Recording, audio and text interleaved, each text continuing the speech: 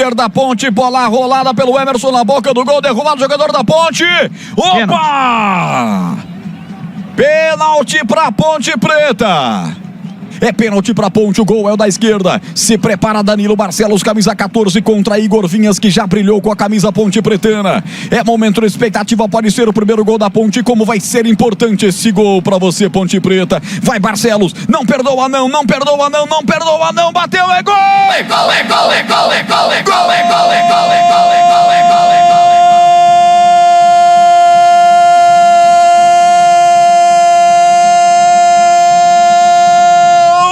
Ponte!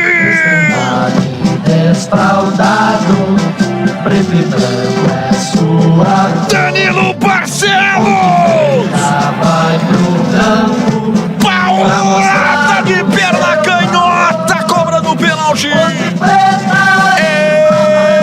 Ele não perdoa. Barcelos marca o seu primeiro gol no Paulistão Sicredi e faz explodir o torcedor alvinegro na Arena Idamar em Diadema. Explode o torcedor da Ponte.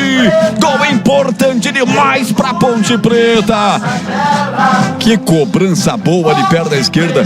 Deslocou o goleiro, mandou no canto direito do goleiro Igor Vinhas, que foi pro outro, ela foi morrer no fundo do gol do Água Santa. Agora em Diadema, 1 pra Ponte, 0 pro Água Santa. O que vale é o detalhe, conta aí, Carlos Henrique. Força e precisão.